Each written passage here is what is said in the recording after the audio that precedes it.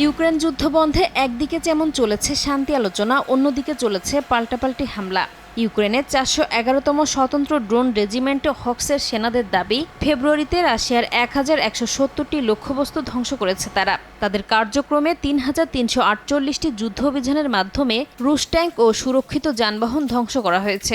ইউনিটের সমন্বিত কর্মকাণ্ড সীমান্ত রক্ষায় শক্তি বৃদ্ধি এবং শত্রুর আক্রমণ রোধে কার্যকর ভূমিকা রেখেছে বলেও জানায় তারা। এদিকে রাশিয়ার দখলে থাকা ইউক্রেনের জাপোরিঝিয়া পারমাণবিক কেন্দ্র এখন কেবল একটি বিদ্যুৎ লাইনের ওপর নির্ভর করছে।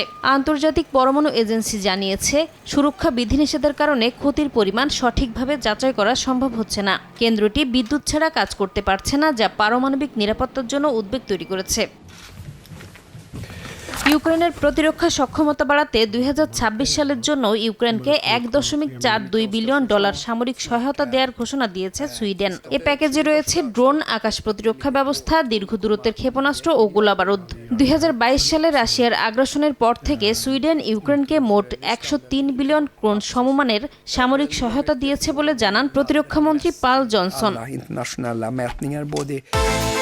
বিকাশ পেমেন্টে ১০,০০০ টাকার বেশি অফার, শপিং চলছে তো। এদিকে কেনিয়ান গোয়েন্দা প্রতিবেদনে জানা গেছে, ১,০০০-এর বেশি কেনিয়ান রাশিয়ার পক্ষে ইউক্রেনের যুদ্ধে অংশ নিচ্ছে। নিয়োগকারীরা চাকরি প্রার্থীদের প্রতি মাসে $২,৭১৫ বেতন দেওয়ার প্রলোভন দেখানোর কারণেই তারা অংশ নিচ্ছে বলে জানা গেছে।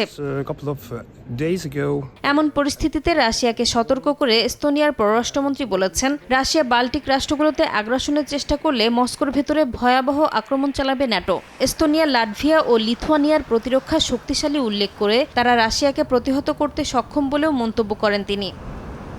নাসরিন রুমি, সময় সংবাদ।